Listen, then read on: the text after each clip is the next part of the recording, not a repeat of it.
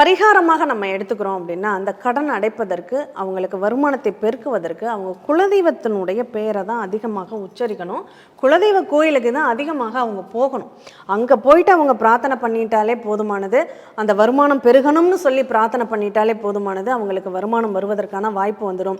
நீங்கள் கடன் வாங்கி கொடுத்தவங்கள்ட்ட இருந்து இதையோட இந்த நிகழ்வை பார்க்குறதோட இந்த விஷயத்தை விட்டுடுங்க. நான் கொடுத்த பணம் திரும்ப வருமானம் இந்த ரிஷபலக்னம் அட்சய லக்னமாக போகக்கூடியவங்க கேட்கவே கேட்காதீங்க. அது வராது. அது வரா கடன் தான்.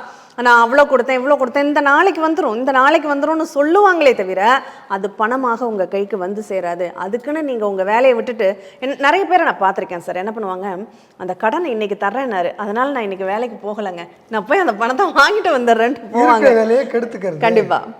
அப்போ அந்த சூழ்நிலை உங்களுக்கு வேண்டாம். அது வர்றப்போ வரட்டும். கடவுள் உங்களுக்கு கொடுக்கணும்னு பிராப்தம் இருந்தால் அவங்க கொண்டு வந்து எங்கே இருந்தாலும் கொண்டு வந்து கொடுத்துடுவாங்க. அதனால் நீங்கள் வருமானத்தை பெருக்கிக் கொள்வதற்கான வழிகளை பாருங்கள். உங்கள் குலதெய்வத்தை பிரார்த்தனை பண்ணிக்கோங்க. உங்கள் குலதெய்வத்திற்குன்னு நீங்கள் குடும்பத்தோடு சேர்ந்து குலதெய்வத்திற்குன்னு ஏதாவது வச்சு படையல் பண்ணி சமைச்சு உணவு போட்டு அங்கே சாமி கும்பிட்றீங்கன்னா அந்த நிகழ்வுகளை பண்ணுங்கள்.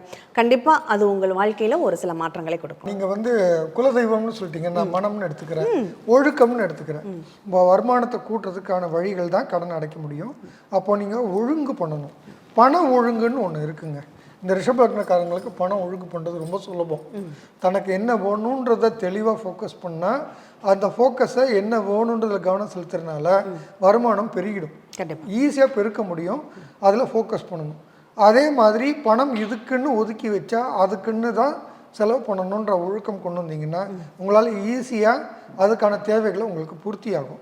அப்படி இருக்கும்போது என்ன வேண்டாம், கடன்ன்றது வேண்டாம், வேண்டான்றதில் கவனத்தை செலுத்தக்கூடாது அப்படிங்கிற நிகழ்வை இங்கே பதிவு பண்ண வைக்கிறேன்.